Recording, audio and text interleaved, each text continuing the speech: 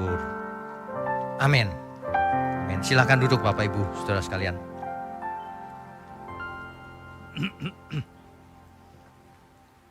Selamat siang, Shalom.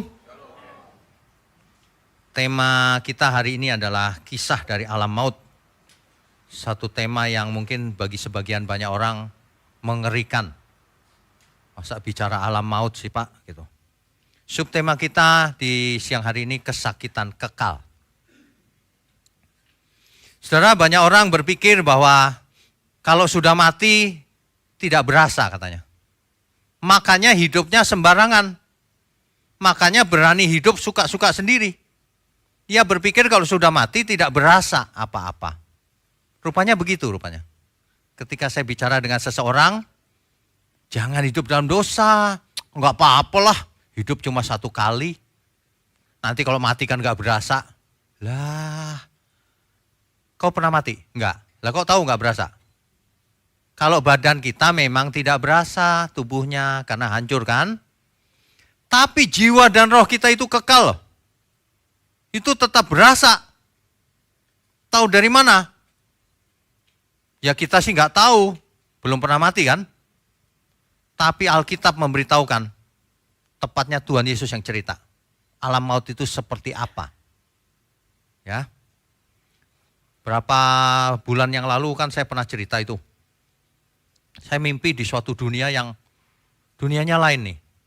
Ini dunia apa saya nggak tahu. Itu loh seperti film di malam hari nggak ada listrik. Jadi ada sinar rembulan aja agak biru gitu sedikit. Terus seluruh dunia ini beku. Jadi patung semuanya. Beku, patung es gitu. Ngeri gak kira-kira? Sendirian gitu, gak ada orang, gak ada kehidupan. Nanti alam maut jauh lebih ngeri dari itu. Itu cuma mimpi. Di alam maut orang akan kesakitan. Bukan kesakitan, sangat kesakitan. Ia bebas meraung-raung, percuma. Meraung-raung di dalam alam maut, percuma. Gak ada yang dengar juga. Ya. Makanya tidak seorang pun pernah ke alam maut balik lagi. Gak pernah. Kecuali Tuhan Yesus.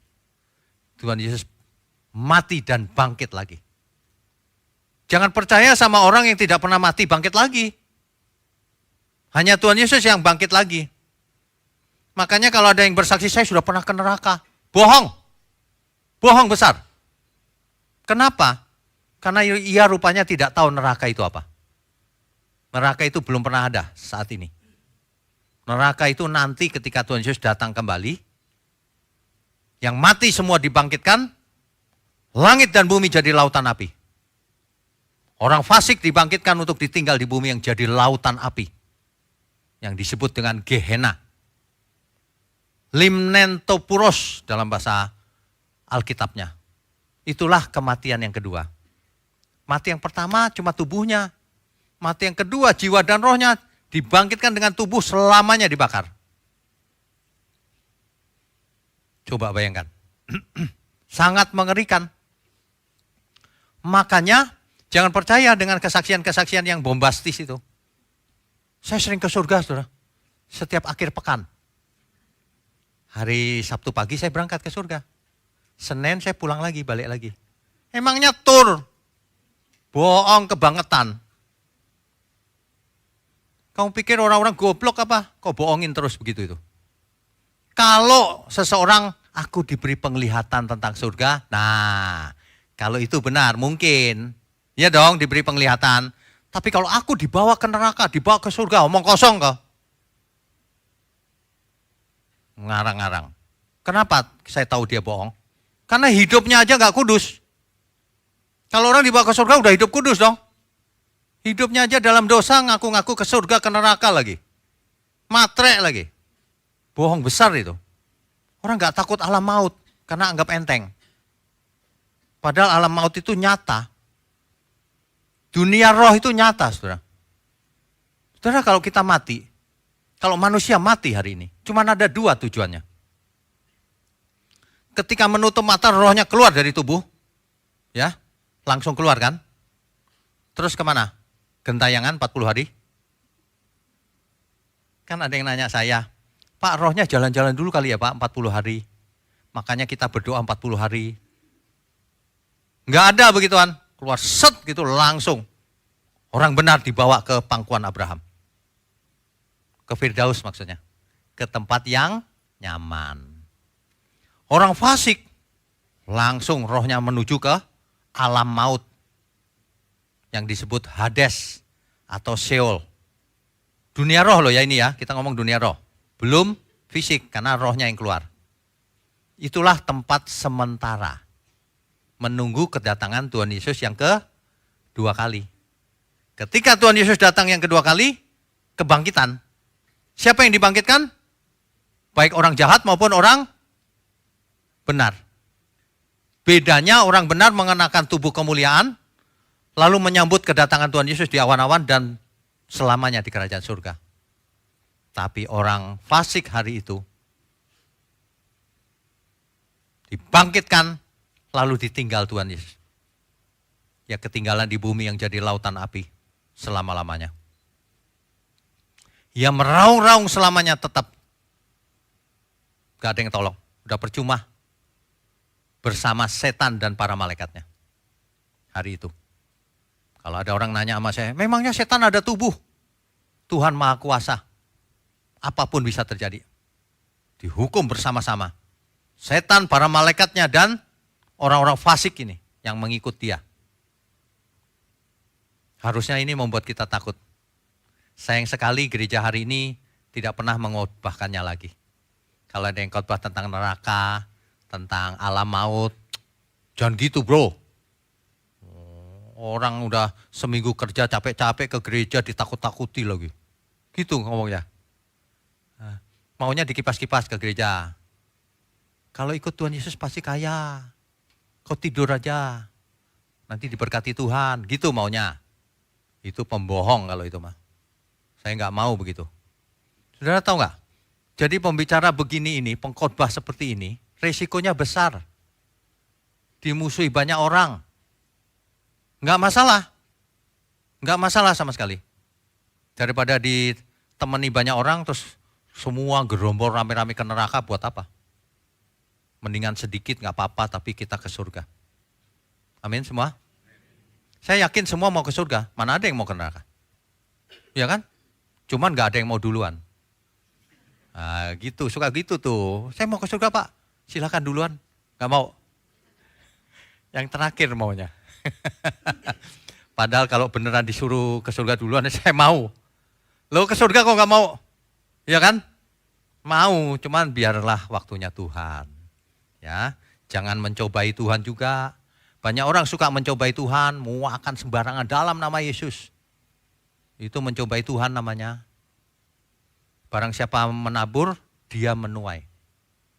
Jangan makan sembarangan, saudara. Jaga kesehatan. Iman itu dimulai dari hal kecil sampai hal besar. Kalau hal kecil aja nggak bisa dipercaya, apalagi hal besar.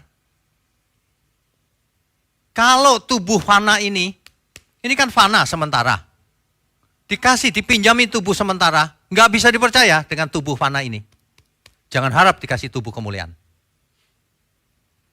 Kalau orang tidak melayani Tuhan di bumi, jangan berharap melayani Tuhan di surga. Nggak ada. Sebab apa yang kita tabur kita tuai. Makanya hidup di bumi harus melayani Tuhan. Katakan amin. Kan melayani Tuhan bukan jadi pendeta. Bukan. Apapun profesi kita semua, bapak-bapak, ibu-ibu, saudara sekalian. Gunakan profesi kita itu, apa yang kita kerjakan itu untuk memuliakan Tuhan. Itu baru benar. Alam maut ini luar biasa loh. Makanya kita belajar dari Alkitab itu tak ternilai harganya. Sebab buku apa yang bisa membahas alam maut? Gak ada, itu cuma katanya doang. Jangan percaya sama orang yang dukun dulunya. Ngawur-ngawur itu ngajarnya. Gak mau bertobat. Sebenarnya kalau dulunya dukun, dulunya juara apa, gak masalah kok background kita. Tapi belajarlah Alkitab firman Tuhan kebenaran, kalau sudah bertobat, tetap jadi dukun. Cuma bedanya pakai nama Tuhan Yesus. Jangan percaya sama pembohong besar begitu itu. Nanti kalau Tuhan Yesus datang ya, ditolak Tuhan kau. Banyak itu yang begituan. Udah bertobat masih jadi dukun. Ngajar ilmu perdukunan. Waduh, mengerikan loh dunia ini. Makanya jemaat Tuhan itu, peperangan rohani yang sebenarnya itu, perebutan antara terang dan gelap. Jemaat Tuhan di tengah, mau ikut siapa? Banyak orang menganggap bahwa kesalahan kecil itu enggak masalah. Semua dimulai dari kecil, akhirnya jadi besar. Kalau kita menganggap enteng kesempatan yang kita punya ini, hari ini, itu artinya menyanyiakan anugerah Tuhan. Ya, setiap kita diberi karunia sulung roh. Setiap kita. Apa itu artinya karunia sulung roh? Itu anugerah dari Tuhan.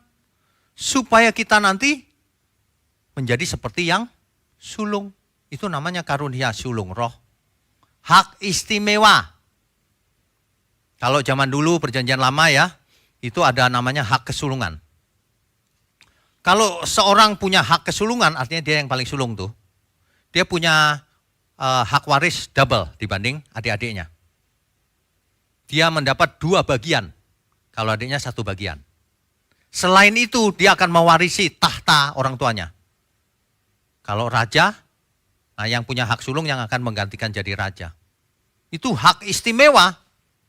Kalau hari ini kita diberi karunia sulung roh, hak istimewa untuk menjadi anak Allah. Memerintah bersama Tuhan Yesus. Kalau itu tidak dianggap serius, dianggap enteng, nanti akan meraung-raung di alam maut sebelum nanti di neraka. Selamanya menyesal percuma. Kasih tahu dong Pak sekarang lah, ini udah dikasih tahu. Kasih tahu dong Tuhan, udah dikasih tahu Tuhan 2000 tahun yang lalu. Sudah dicatat, Tuhan Yesus berkata apa? Sudah ada semuanya di Alkitab. Ya, kita baca Lukas pasalnya yang ke-16. Nanti dibaca aja sendiri ya. Lukas pasal 16 ayat 19 sampai 31. Saya cuma mau bacakan salah satunya. Sebentar. Lukas pasal 16 ya. Ayat 19 sampai 31. Jadi ceritanya di situ Tuhan Yesus yang mengisahkan ada orang kaya, ada Lazarus. Orang kaya tidak peduli sama Lazarus, padahal ia kaya raya. Ia hanya hidup untuk dirinya sendiri, menikmati hidup. Tapi keduanya mati. Lazarus rohnya ke pangkuan Abraham. Itu maksudnya Firdaus, tempat yang nyaman. Kemudian orang kaya ini mati, rohnya masuk ke alam maut. Di sana orang kaya itu digambarkan sangat kesakitan. Jadi jangan berharap kalau sudah mati nggak berasa. Sangat kesakitan. Tentu saja bukan tubuhnya yang kesakitan, jiwa dan rohnya. Ya, dia sangat kesakitan. Dia minta setetes air dong Om Abraham. Nggak ada lagi. Sudah terlambat. Orang kaya ini bahkan sadar loh kesalahannya. Rohnya maksudnya. Aduh, aku masih punya 5 saudara. Jangan sampai saudaraku itu mengalami hal yang sama seperti aku di sini. Om Abraham, tolong dong kasih tahu saudaraku. Tapi dijawab apa? Di antara alam roh dan Firdaus tidak ada jembatannya. Jurang yang dalam. Artinya tidak pernah ada menyeberang. Tidak bisa menyeberang, itu udah final. Apa artinya saudara?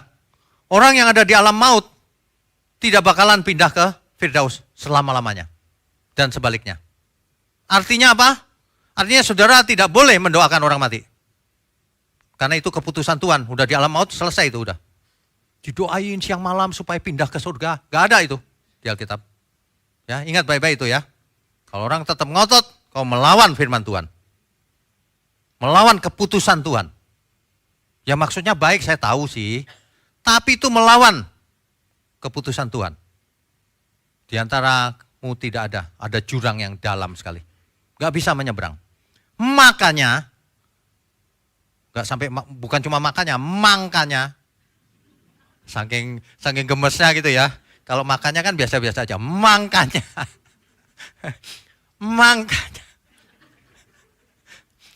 Selagi kita hidup inilah, kita harus bertobat, berubah. satu-satunya kesempatan. Ya, banyak orang kalau disuruh melayani Tuhan, enggak lah aku nggak bisa. Jangan aku bro, dia aja. Gitu. Mungkin ada beberapa kemungkinan sih saya tahu. Yang pertama, nggak pede, aku belum sempurna gitu ya. Yang kedua, aku pernah buat salah bro. Yang ketiga, aku nggak bisa. Yang keempat, males aku. Sebenarnya males itu. Yang kelima, sebenarnya takut dia melayani Tuhan. Kayaknya gimana gitu ya, melayani, takut. Nah salah satu tuh. Tapi biarlah siang ini saya mau sampaikan, di sini semua orang yang bisa melayani Tuhan daftar. Yang suaranya bagus daftar. Yang punya apa saja daftar. Daftarkan sama Tuhan. Kita beri kesempatan. Saudara lihat gak di sini banyak anak-anak muda? Apakah kita butuh segini banyak untuk mengoperasikan ini? Kan enggak. Semua kita undang. Kenapa? Supaya mereka belajar melayani di sini. Supaya mereka belajar bersama dengan kita, lingkungannya lingkungan yang sehat rohaninya. Supaya belajar bergaul. Meskipun mereka nanti buat salah. Bisa berantem kan satu sama lain, gak apa-apa. Dari peristiwa-peristiwa itu, gesekan itu, besi menajamkan besi, manusia menajamkan sesamanya. Yang penting mau belajar. Itu sebabnya banyak sekali anak muda di sini. Itu bukan karena butuh banyak, bukan. Karena kita memikirkan jiwanya. Amin ya. Saudara harus punya mindset yang sama. Aku hidup cuma satu kali, supaya dipakai Tuhan. Begitu. Nah, itu tidak bisa terjadi dengan otomatis. Harus dipaksa. Aku mau Tuhan. Itu. Saudara kalau saya nggak maksa, saya nggak jadi pendeta hari ini. Karena saya nggak pernah itu. Cita-citanya apa? Pendeta, oh jauh banget jadi pendeta. Cita-citanya apa? Insinyur. Waktu itu masih kecil saya ingat tuh, SD kelas 6. Saya itu di kota kecil dulu, kota Nganjuk namanya. Gak tahu Bapak Ibu tahu nggak ya? Ada yang nanya saya, ada di peta Pak? Ya ada lah. Masa nggak ada di peta? Ya ada lah, kecil tapi. Nggak ada apa-apa deh, tanpa harapan. Di kota kecil gitu. Jadi kalau saya ditanya, cita-citanya apa? Jadi insinyur. Mau sekolah di mana? Di UI.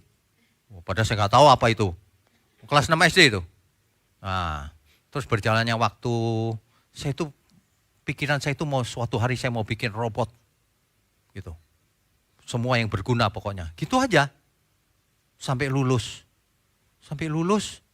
Terus ya kok begini aja ya. Tahu teknik ya begitu aja. Hidup ini nggak mungkin begitu aja.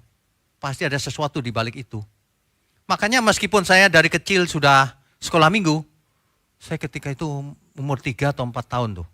Padahal orang tua saya belum Kristen. Saya pindah ke Nganjuk dari Surabaya umur 3 atau 4 tahun tuh. Sampai di kota itu sore hari. Saya umur 3-4 tahun ingat loh sampai sekarang. Sore hari sampai itu. Terus mama saya lihat di samping kok gereja gitu. Dibawa ke gereja saya, nggak tahu kenapa tuh. Padahal bukan Kristen dia. Dibawa, dicariin pendetanya gitu.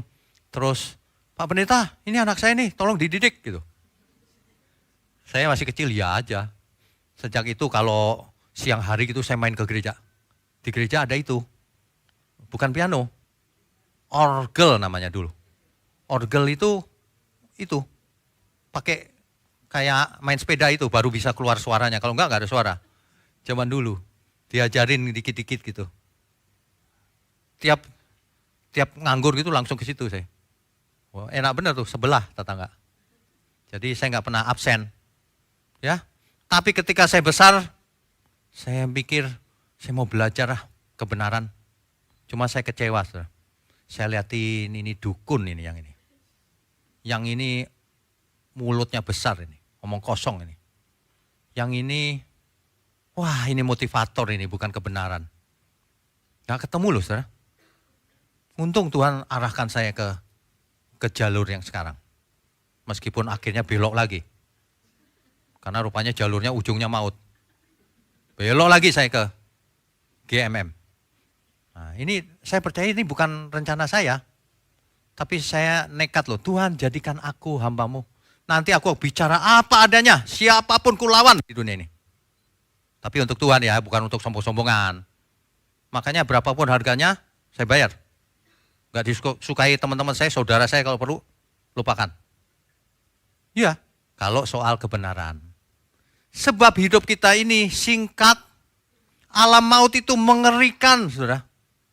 Meskipun saya nggak pernah ke sana, tapi mengerikan pasti. Tuhan Yesus yang ngajar. Sangat kesakitan. Sayang sekali banyak orang hari ini meremehkan kebenaran. Anggap enteng. Coba aja bicara. Nanti kelihatan dari bicaranya. Ikut aku ya ke gereja. Ngapain ke gereja dia bilang. Waduh, anggap enteng. Iya, kalau pendeta bicara firman ada yang ngatain saya gini. Tiap hari ngomong firman. Itu mabuk tuh. Mabuk Alkitab katanya gitu. Oh, nanti kita lihat siapa yang mabuk. Waduh, hidup ini ya gak bisa diselamatkan oleh apapun. Kalau orang sadar bahwa hidup ini rentan, mestinya kita takut. Harusnya ya. Sebab sekaya apapun kita, seberkuasa apapun kita itu rentan. Sebentar saja kepleset gitu, bisa gak bangun lagi loh. Gak usah kepleset deh, tidur pelan-pelan. Besoknya belum tentu bangun. Iya gak? Makanya kita hidup satu kali ini, jangan seperti Esau. Esau itu punya hak kesulungan, tapi dia tukar dengan semangkok kacang merah. Itu semangkok lentil sebenarnya Pak. Lentil merah. Jadi bagi siapa yang nggak tahu lentil, bisa itu cari. Coba online, lentil itu seperti apa lentil merah. Enak sih seperti kacang hijau. Tapi murah sekali. Lah semangkok kan murah kan? Saudara kok kesini lagi ada donor darah, ada kacang hijau gratis kan? Nah, kira-kira gitu, semurah itu. Sama murahnya. Esau pulang berburu, badannya kan gede, berbulu gitu kan. Maco gitu. Sementara Yakub kurus. Kurus kayak saya. Nggak ada ototnya, kurus, lemah. Tapi dia culun. Dia disuruh ibunya, kamu aja yang dapat karunia sulung. Terus dimasakin sama ibunya. Esau kelaparan, pikirannya, perhatikan pikirannya di Alkitab diceritakan. Gini, daripada aku lapar, termati kelaparan, mendingan aku makan ini. Hak kesulungan ambil sono. Yakub gak nipu loh saudara. Yakub terang-terangan transaksi. Kamu mau hak kesulungan? Bener gak? Iya, Yakub gak nipu. Dengan relanya Esau memberikan hak kesulungannya. Ambil deh, daripada aku mati kelaparan. Esau tidak berpikir bahwa itu benar-benar hilang. Akhirnya ketika Esau ketemu papanya, aku pulang, nih ku masakin.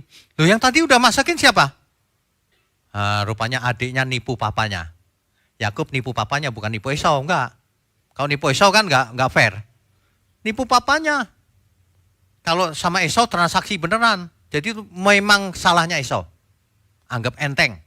Ternyata hilang, saudara. Hak kesulungannya. Hak kesulungannya hilang. Coba kita baca di Ibrani. Ibrani pasalnya yang ke 12 ayat 16 sampai 17. Ibrani pasal 12 ayat 16 sampai 17. Janganlah ada orang yang menjadi cabul. Loh kok cabul Pak? Apa hubungannya dengan ini? Cabul porno. Bukan. Saudara, Tuhan sebut manusia-manusia yang berjinah dengan yang lain itu. Secara rohani berjinahnya ya. Ia tidak datang kepada Tuhan, ia tidak datang kepada yang lain. Ia mementingkan yang lain dibanding Tuhan. Itu namanya berjinah. Itu cabul namanya. Makanya di ayat yang lain dikatakan ini. Hai kamu orang-orang munafik. Itu sebenarnya terjemahnya bukan orang munafik.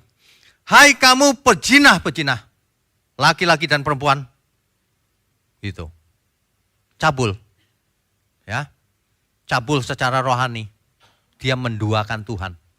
Menganggap enteng Tuhan. Ya. Makanya para suami tidak boleh anggap enteng istrinya. Makanya matanya dipasang kacamata kuda. Kadang-kadang suami yang buat dosa itu bukan karena pasangannya tetangga lebih hijau rumputnya, enggak. Bukan karena lebih cantik atau enggak, memang salah aja berbuat dosa. Ya, ini, aduh, itu selera rendah, saudara. Esau itu seleranya rendah.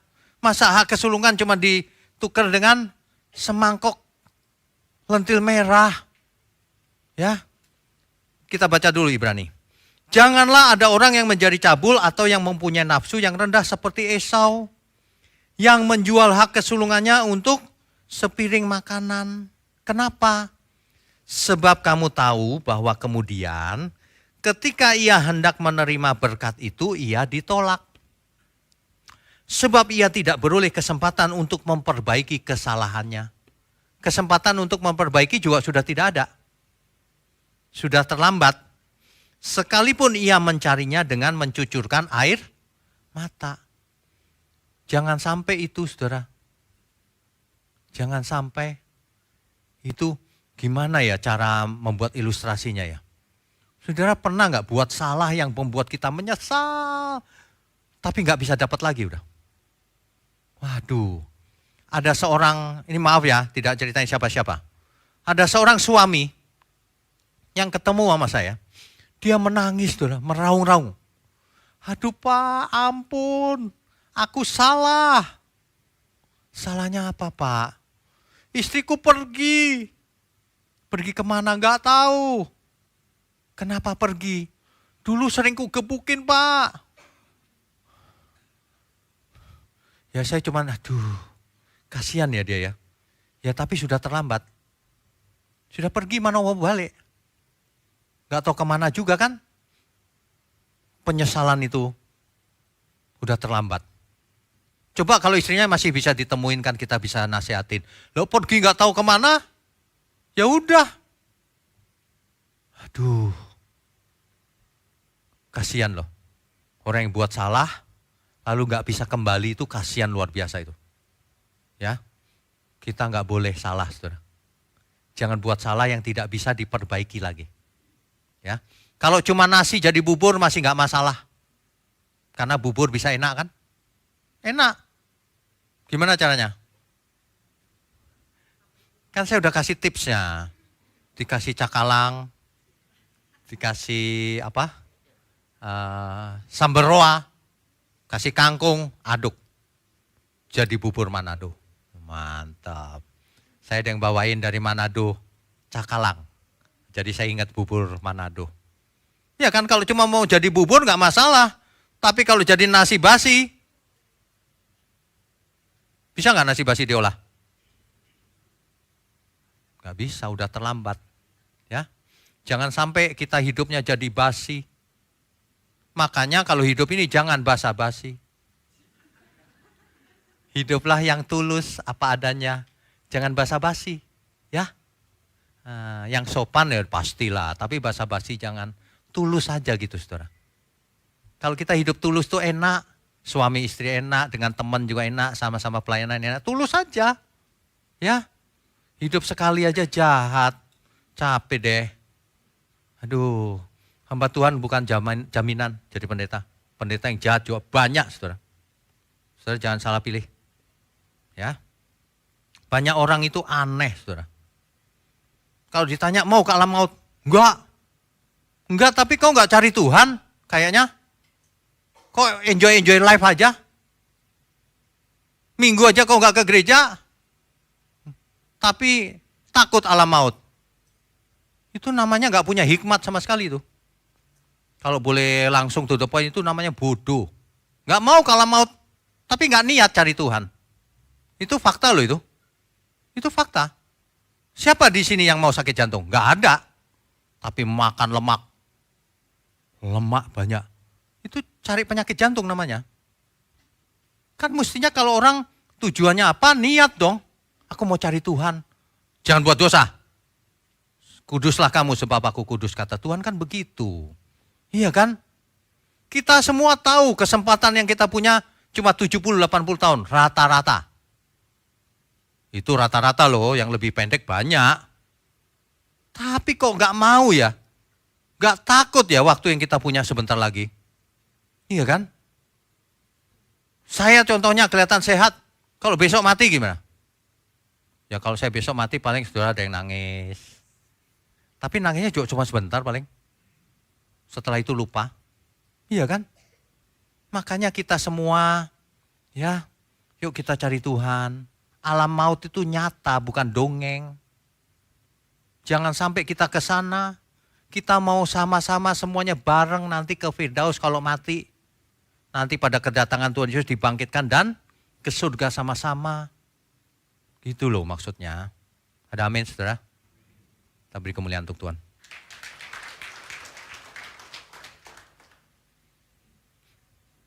Saudara, semua orang pengen ke surga. Tapi hidupnya tidak mau cari Tuhan. Disuruh belajar firman Tuhan, malas. Lebih suka main game. Lebih suka, apa ya, gak enak ngomongnya saya. Lebih suka yang lain-lain lah. Pelit. Apalagi ya. Boros sama dirinya sendiri. Katanya mau ke surga, boros. Jahat lagi. Yang kaya jahat, yang miskin juga jahat.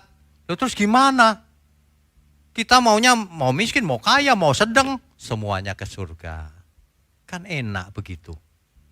Maunya begitu loh. Hidup cuma sekali suami istri, selamanya di dalam Tuhan, kan enak. Pada umumnya enggak gitu loh. Makanya ya, suami-suami itu saya perhatikan gitu ya. Kayaknya dulu culun dia.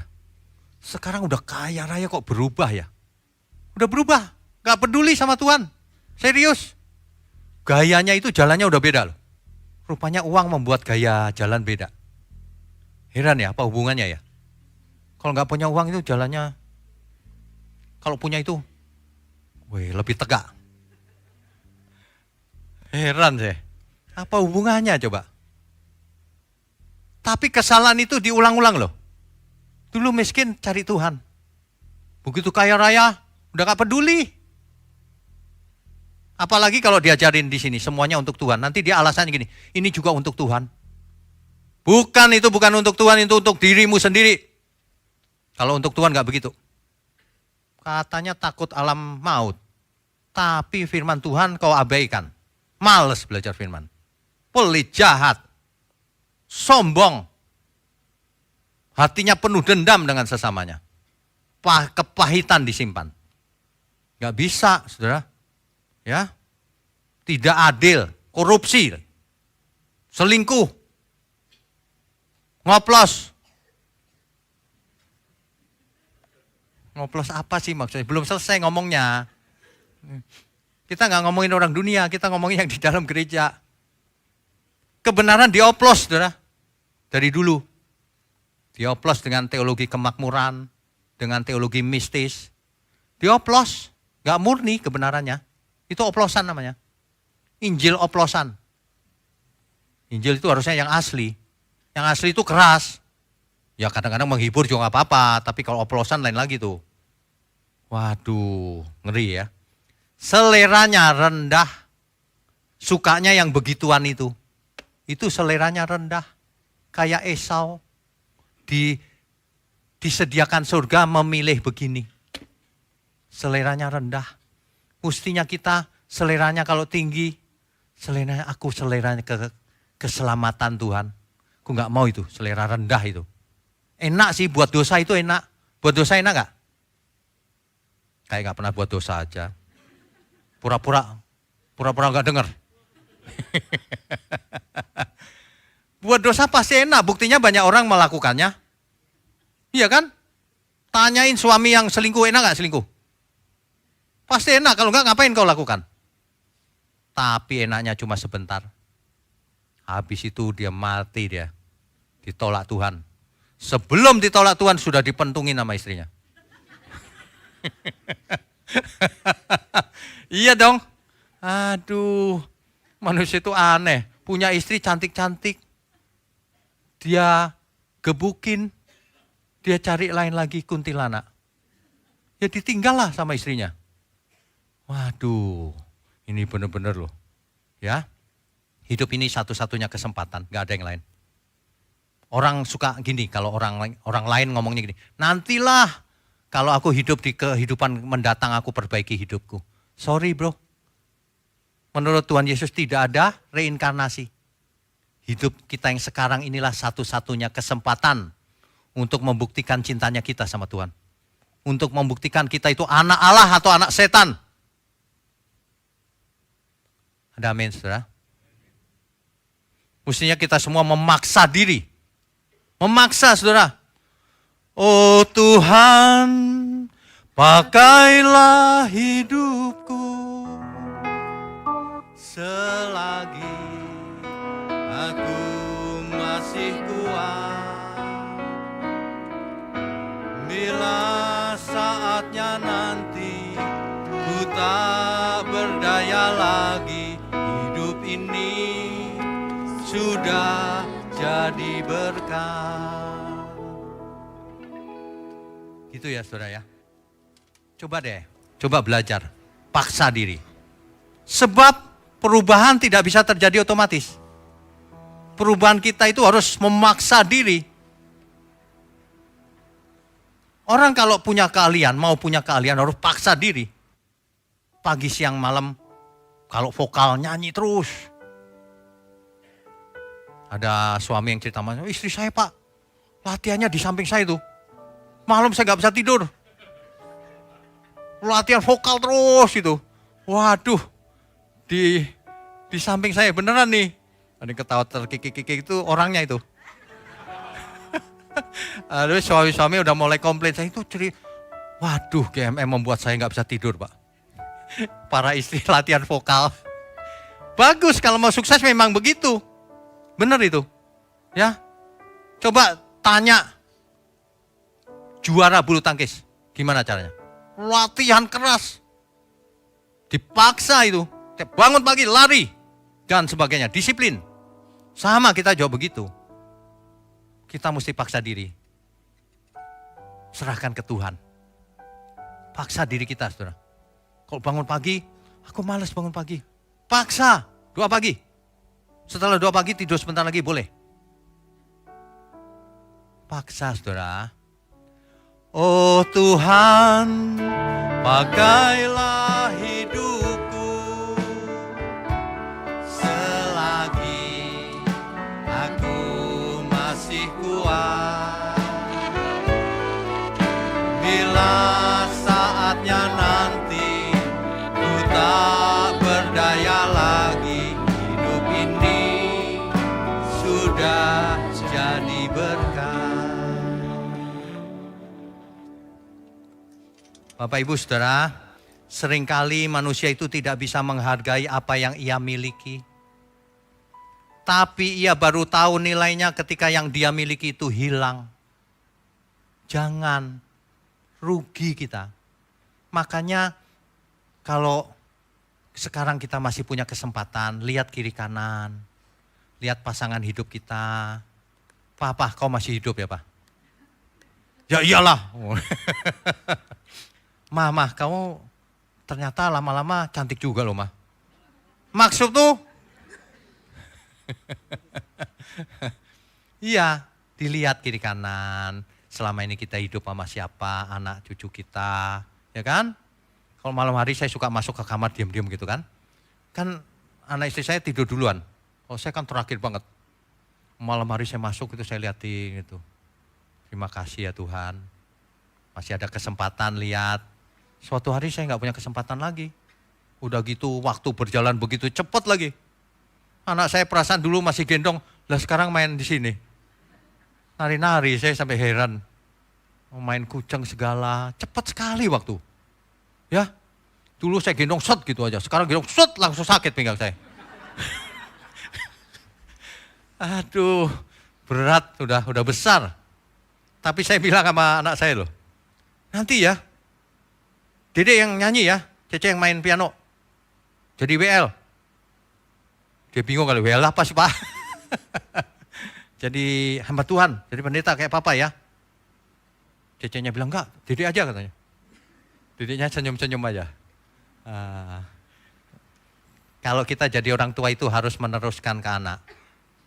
Kalau saudara punya bisnis yang hebat, teruskan ke anak. Tapi didik dalam Tuhan. Nah, ini titipan Tuhan. Kelola yang hebat untuk kemuliaan Tuhan. Gitu. Jangan semuanya daftar, nah nanti jadi pendeta semua ya. Terus jemaatnya siapa? Ya tergantung panggilan juga ya. Tapi pastikan semua dipersembahkan untuk Tuhan. Paksa, Tuhan pakailah aku. Pakailah keturunanku, anak-anakku. Pakai Tuhan. Gitu. Ya. Nah, dengan demikian kita tidak perlu takut lagi dengan alam maut. Sebab maut sudah dikalahkan oleh Tuhan Yesus. Ia bangkit. Membuktikan maut sudah dikalahkan. Artinya kita tidak perlu takut lagi. Kenapa? Karena kita diberi karunia sulung roh. Nanti kita akan bangkit seperti Tuhan Yesus bangkit. Sama persis. Saudara tahu nggak yang membangkitkan Tuhan Yesus itu siapa? Pribadi siapa? Kan banyak orang berkata Tuhan Yesus bangkit sendiri gitu kan. Menurut Alkitab, Yesus dibangkitkan oleh roh yang sekarang tinggal di dalam kita. Roh siapa itu? Roh Kudus. Roh yang sama akan membangkitkan kita seperti Yesus bangkit. Seperti Tuhan Yesus bangkit. Roh Kudus. Roh Allah yang Maha Tinggi membangkitkan kita suatu hari. Dan kita akan mengalami kebersamaan selamanya dengan Tuhan Yesus dan saudara-saudara kita seiman semua. Oleh sebab itu, hari ini sudah ya, jangan songong lagi ya. Ada yang nggak ngerti songong? Sebab saya pakai rasio, diberi kesempatan Tuhan melihat yang supranatural. Mengalami mujizat, mengusir setan, melawan hal-hal gaib, dikasih kesempatan.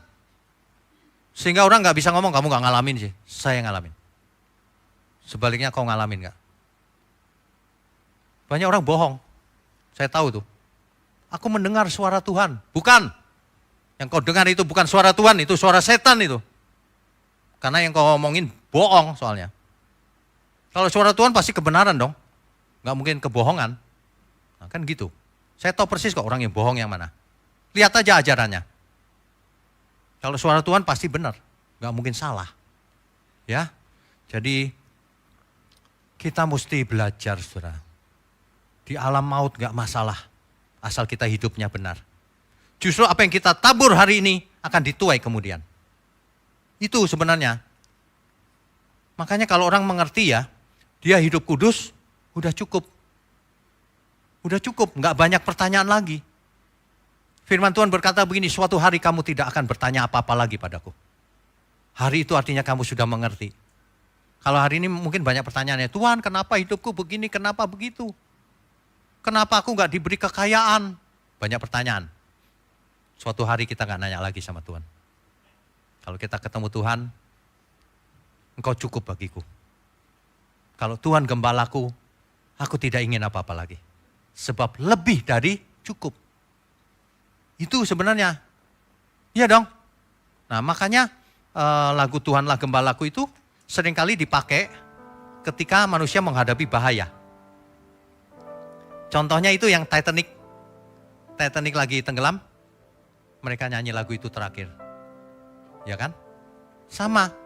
Mestinya kita gitu. Jangan takut, saudara. Dalam keadaan kita sakit apapun, kalau Tuhan gembalaku, aku tidak ingin apa-apa lagi. Ya. Jadi kalau di GMM, saudara jangan takut. Mau sakit, mau sehat, enggak masalah. Asal berkenan kepada Tuhan. Asal hidup di dalam Tuhan. Toh mujizat terjadi juga kok. Kita doakan orang sembuh, sembuh, banyak yang sembuh. Ada yang enggak sembuh, ya karena dipanggil Tuhan. Masa dipanggil Tuhan kita larang? Ya, amin Tuhan. Gitu. Tapi kalau belum waktunya, sakit apapun pasti sembuh. Jangan takut. Yang kita khawatirkan waktu kita menutup mata, hidup kita belum berkenan bagi Tuhan. Itu jangan. Jangan pernah berani menutup mata kalau belum berkenan bagi Tuhan. Amin ya. Itu sebabnya kalau saya lagi sakit, saya nggak pernah loh mengeluh apapun. Nggak pernah. Saya diem aja. Istri saya kadang-kadang nanya, gimana enak? Gak enak sih, tapi gak masalah. Kan sakit cuma sehari, 2 hari, 3 hari, seminggu. Enggak masalah. 3 minggu aja saya enggak ngeluh-ngeluh kok. Sakit padahal, lumpuh. Ya, paling ya itu, Tuhan, Engkaulah gembalaku. Itu. Ya. Saudara, kita harus dewasa. Jangan dari dulu enggak pernah dewasa terus. Makanya saudara jangan mendengar khotbah yang salah. Angkat dompetmu, enggak dewasa itu.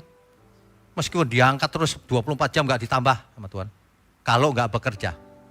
Kalau malas. Kalau hidupnya tidak kudus. Jangan ajaran yang begitu-begitu. Angkat hatimu untuk Tuhan. Nah itu baru benar. Angkat hidupmu untuk Tuhan. Ya. Jadi saudara sekarang kalau lagi sakit itu ingat. Sakit itu enggak enak ya Tuhan. Iya. Tapi jauh lebih enggak enak di alam maut. Makanya kita enggak mau ke sana. Makanya kita lupakan diri kita. Manusia lama kita matikan saja. Aku manusia baru. Dulu aku ngambekan Tuhan, dikit-dikit ngambek, dikit-dikit ngambek. Diomongin dikit, awas lu ya gitu. Itu manusia lama itu. Kalau sekarang diomongin apapun, difitnah pun, gak apa-apa, diam aja. Apa sih ruginya? Amin, saudara? Paling begini aja. Tuhanlah gembalaku. Kan gitu kan? Tuhan adalah gembalaku, takkan kekurangan aku. Ia membaringkan aku di padang yang berumput hijau. Kan gitu enak ya. Saudara, hidup ini pilihan. Mau hidup di dalam Tuhan atau tidak. Alam maut itu nyata, jangan anggap enteng. Jangan seperti Esau, akhirnya ia menangis meraung-raung pun sudah percuma. Sudah terlambat. Hari ini dimulai dari hal kecil. Jangan buat salah dalam hal apapun. Gak usah jauh-jauh dalam hal makan. Jangan sembarangan makan. Itu gak rohani kali Pak, rohani. Jika engkau makan, jika engkau minum, jika engkau melakukan apa saja lakukan untuk kemuliaan Tuhan. Bicara gak usah yang menyakitkan, gak usah. Orang lain menyakitkan kita, kita bicaranya dibalas dengan berkat. Gitu aja. Orang ngotot gitu ya, Tuhan memberkati, gitu aja. Dulu ada yang marah sama saya loh, padahal saya gak salah loh. Jahat ini. Loh, jahatnya apa? Pokoknya jahat, gak usah nanya-nanya. Loh, ya Tuhan berkati. Permisi. Permisi aja udah. Lah habis gimana? Mestinya jahatnya apa? Jelasin dong supaya oh iya maaf kan gitu. Gak usah nanya-nanya. Pokoknya lu jahat. Tuhan berkati. Ya udah permisi aja kan. Ngapain? Hidup cuma satu kali. Ya. Ayo suami istri saling memaafkan. Dimulai dari pasangan hidup dulu. Anak-anak, orang tua, menantu semuanya. Baru menyebar ke teman-teman, sepelayanan. Kan gitu. Kadang-kadang teman kita, saudara kita buat salah. Lupakan aja gak masalah, masih saudara kok. Kan gitu. Fokus saudara, hidup ini mesti fokus. Jangan sampai kesakitannya bukan cuma di bumi, kesakitan kekal. Waduh, sakit selama-lamanya mana enak sih? Kok gak takut ya? Saya itu loh membayangkan, coba ya Tuhan, ada apa ya, studi tour ke neraka sebentar aja gitu. Biar orang lihat itu, lu berani masuk neraka. Habis orang suka gini, ke neraka itu gak karuan menyeramkannya. Dibandingkan harus mengampuni, itu enteng kalau dibandingkan lihat neraka. Ngerti gak ya maksudnya ya? Kalau kita lihat orang di ICU, gitu. Terus ketika makan, jangan dimakan itu, nanti mau kayak gitu. Pasti enggak dong. Tapi enggak loh manusia. Waduh, makanya lebih baik di rumah duka daripada di rumah pesta. Dulu ada orang yang gak mau berhenti merokok. Suatu hari dia berhenti. Kenapa atau enggak? Karena saudaranya udah mau mati,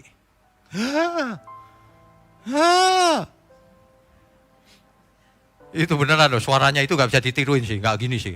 Kalau ini bengek. Paru-parunya dibuka. Dia lihat hitam kayak asbak. Langsung berhenti dia. Itu dia diberkati dengan kejadian itu. Kalau dia gak lihat, dia gak berhenti loh. Padahal kita gak usah lihat pun kita tahu ada berapa ribu racun di dalam rokok itu. Iya kan? Lah sama, buat dosa juga begitu. Buat dosa jauh lebih mematikan. Kita berhenti yuk berbuat dosa. Kita belajar yang gak cuma berhenti loh ya. Kalau cuma berhenti berbuat dosa gak ada gunanya, diem aja gitu. Gak ada gunanya itu. Berhenti berbuat dosa, lakukan kehendak Tuhan. Aktif, bukan berhenti pasif. Ayo lakukan, Tuhan, apa yang harus kulakukan? Apa yang harus kulakukan Tuhan? Mestinya begitu loh. Cari masing-masing. Digumulkan sama Tuhan, Tuhan apa yang harus kulakukan sebelum aku menutup mata? Pasti ada. Setiap orang pasti dibagi oleh Tuhan pekerjaan kecil-kecil, entah yang besar, entah yang kecil. Yang bisa dipercaya, diberi pekerjaan besar. Yang tidak bisa dipercaya, diberi kecil. Yang gak bisa dipercaya banget, diambil apa yang daripada. Kamu gak usah ikutan. Makanya saudara gak boleh males. Ya, kalau saudara pikir khotbah ini memang benar, memberkati, saudara bagikan ke teman-teman siapa yang belum ya, si ini gitu loh. Bukan promosi, untuk mencelikan mata rohani mereka juga. Terutama teman-teman yang suka klaim janjinya, itu maunya enak melulu tuh. Bagi yang beginian paling ditolak. Khotbah kok marah-marah. Salah dia. Justru ini yang menyelamatkan. Saudara kalau nyari obat yang manis, itu bukan obat. Itu gula namanya. Tapi kalau obat itu biasanya pahit. Ya. Amin. Belajarlah makan yang pahit dulu. Apa itu? Jus pare. Habis dikasih yang keras gak mau, maunya yang enak-enak, yang manis-manis. Sekali lagi saudara, alam maut itu nyata, tetapi Tuhan Yesus sudah menang. Itulah hiburan buat kita, suatu hari kita mati pun menang terhadap maut. Tapi sebelum kita mati, ada bagian kita, ada PR kita. Inilah satu-satunya kesempatan. Pakailah aku Tuhan. Hidupku ini tidak ada artinya kalau gak dipakai Tuhan. Hidup kita itu gak ada artinya loh kalau gak dipakai Tuhan, beneran. Dipakai Tuhan di masing-masing tempat kita. Punya anak sekali aja gak dididik di dalam Tuhan. Kok dipakai siapa itu? Anak kecil dibawa ke sini, ikut sekolah minggu, belajar firman dari kecil, kan mantep. Ya, saya dikirimin Ivan ya, anak kecil kembar. Waduh, cute banget deh. Mama papanya ada di sini. Itu kembar, wah lucu banget. Seneng gitu. Apalagi kalau nanti besar dipakai Tuhan. Luar biasa itu. Mesti dididik di dalam kebenaran. Karakternya matang. Entah dia jadi bisnismen, entah dia jadi apapun, tapi hebat. Hebat untuk Tuhan. Ya, jangan kecil, imut-imut, udah gede amit-amit. Hidup ini cuma sekali, saudara. Yuk kita bertobat, ya. Pilihan di tangan kita, jangan percaya nasib. Ayub 7 ayat 9. Sebagaimana awan hilang dan lenyap, demikian juga orang yang turun ke dalam dunia orang mati, tidak akan muncul lagi. Hidup ini sementara. Satu lagi, Pengkhotbah 9 ayat 10. Segala sesuatu yang dijumpai tanganmu untuk dikerjakan, kerjakanlah itu dengan sekuat tenaga. Karena tak ada pekerjaan, pertimbangan, pengetahuan, ataupun hikmat dalam dunia orang mati. Kemana engkau akan pergi? Kemana kau mau pergi? Gak bisa. Gak bisa, kita gak bisa lari juga dari Tuhan. Tuhan, aku ke dasar laut, engkau ada di sana. Aku ke dunia orang mati, engkau pun ada di sana. Kita gak bisa melarikan dari Tuhan, saudara. Kalau orang sombong, di detik terakhir biasanya hilang kesombongannya. Tapi sudah terlambat. Kan orang kalau detik terakhir yang dicari siapa? Siapa? Depositonya? Tolong dong, laporan keuangan. Aku mau mati nih.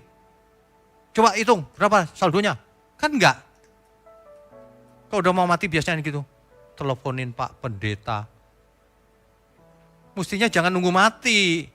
Masih sehat gitu ya. Sehat, kaya raya, seger gitu ya. Mestinya tiap hari tolong teleponin Pak Pendeta. Kenapa? Mau dengar firman. Gitu. Hari ini gak usah telepon. Lihat aja di YouTube. Aduh, gratis. Oh, kan gitu kan? Aduh, hidup ini cuma satu kali. Jangan percaya dengan teologi yang hidup ini sudah ditentukan saudara sama Tuhan. Nasib, predestinasi, salah itu. Nanti si A sebelum dunia dijadikan sudah ditentukan Tuhan sebenarnya. Si A itu nanti jadi pengkhianatnya Tuhan. Yudas itu nanti mengkhianati. Sudah ditentukan katanya. Salah itu. Kita belum ditentukan. Masa depan belum ditulis. Oleh sebab itu Alkitab berkata, kuduslah kamu sebab aku kudus. Berusahalah kau masuk pintu yang sempit itu. Sebab banyak orang berusaha tapi tidak bisa masuk. Apalagi kalau nggak berusaha. Berusaha dengan pertolongan Tuhan masuk. Kerjakan keselamatanmu dengan takut dan gentar. Kerjakan. Kok Tuhan yang mengerjakan? Bayar hutang. Kok Tuhan yang suruh bayar? Aneh-aneh loh ajaran itu. Saudara KKR, datanglah. Hutangmu nanti dibayar Tuhan katanya. Penipu besar itu. Merusak pikiran manusia itu. Barang siapa hutang, dia bayar. Gak bisa bayar Pak, gak bisa lain soal ya. Kalau belum bisa ya gak apa-apa. Tapi kalau bisa bayar tapi gak mau bayar. Tujuanmu jelas tuh, stasiun berikutnya. Judulnya Alam Maut. Bisa bayar kok gak mau bayar. Kalau gak bisa bayar gak apa-apa, kan gak bisa. Tapi kalau bisa gak mau, itu sengaja namanya. Itu yang namanya curang. Anak Allah itu tidak curang. Firman Tuhan berkata, anakku tidak curang. Artinya orang yang curang tidak adil. Dia bablas ke alam maut. Bye-bye. Gak ada yang bisa nolong. Doa 1000 orang, seluruh dunia berdoa juga percuma. Karena seluruh di dunia orang mati, itu sudah, keputusannya sudah tetap selama-lamanya. Gak bisa dirubah dengan doa orang hidup. Kalau mau mendoakan ketika kita masih hidup sama-sama, kita harus saling mendoakan. Saudara doakan saya supaya saya tidak jadi sombong, supaya tidak ngawur, menyimpang akhirnya. Kita juga doakan saudara semua, supaya kita tetap di dalam Tuhan, satu keluarga, saling mengasihi, tidak saling memanfaatkan. Kan gitu enak kan? Saling menolong. Mestinya begitu loh. Amin ya saudara ya. Mulai sekarang, yuk kita belajar. Kerahkan seluruh usaha kita untuk hidup kudus, mengerti firman, mengenal kehendaknya, dan melakukannya. Amin. Kita beri kemuliaan untuk Tuhan. Bapak Ibu Saudara, ada pengumuman sebentar. Ya, kita akan mengadakan retreat di bulan Juni. Bapak Ibu Saudara dihimbau untuk ikut. Kalau pelayan Tuhan wajib, kecuali kalau ada memang kepentingan ya. Yang tidak bisa ditinggalkan ya nggak apa-apa. Nah, Bapak Ibu Saudara 2 malam 3 hari. Kan enak bisa bersama 2 malam 3 hari. Jarang-jarang kan, setahun cuma sekali. Tempatnya alamnya bagus, udaranya bagus. Tapi jangan berharap kalau retreat tempatnya mau mewah, ya enggak lah. Kita cari yang murah, yang sederhana. Kalau perlu dalam satu kamar rame-rame berempat berenam, makanya cari teman yang itu bisa sama-sama. Kalau untuk keluarga yang mau satu kamar ada, di dekatnya ada, berapa meter dari situ ada. Itu pun jangan berharap mewah. Mau mewah Pak? Ada juga. Tapi menurut saya nggak perlu, ngapain? Kita mau tamasya atau mau retreat? Kalau retreat yang sederhana aja. Yang penting persekutuan kita, kan begitu ya. Bagus. Nah saudara yang diberkati banyak, bisa menanggung beberapa orang. Yang diberkati banyak, harus menanggung yang yang belum mampu ya. Di gereja kita banyak sekali yang harus kita biayai, anak-anak muda itu kan belum bekerja tuh. Kita tanggung tuh. Jadi kalau saudara mau menanggungnya boleh 1, 2, setengah juga boleh. Ya. Saudara yang kekurangan mau ditanggung boleh juga. Nanti kita carikan penanggungnya. Gitu ya. Kan enak begitu kan? Ya. Satu lagi ada acara gabungan pria dan wanita. Suami istri boleh lah, ya.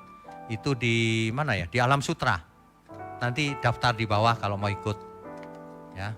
Jangan dilewatkan program-program ini.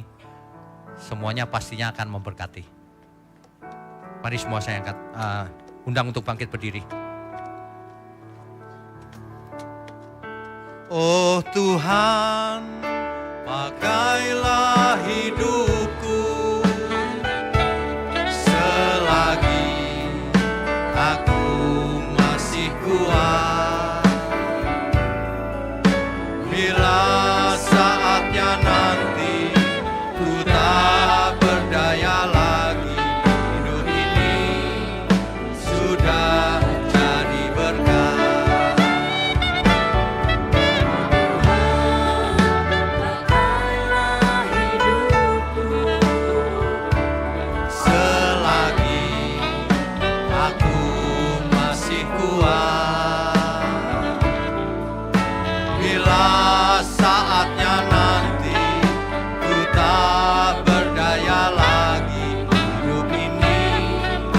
sudah jadi berkat. Bapa kami yang di surga, kami mengucap syukur untuk keberadaan kami. Kami sudah mendengar firman-Mu Tuhan, kami semua diberkati. Terima kasih, ajari kami terus untuk melakukannya dalam setiap langkah hidup kami. Kami mengucap syukur untuk gereja GMM, gereja milik-Mu ini Tuhan, gereja mula-mula. Engkau pakai secara luar biasa untuk menyebar ke seluruh dunia. Menjangkau banyak jiwa sampai ke ujung bumi, akan turun atas kami semua. Amin.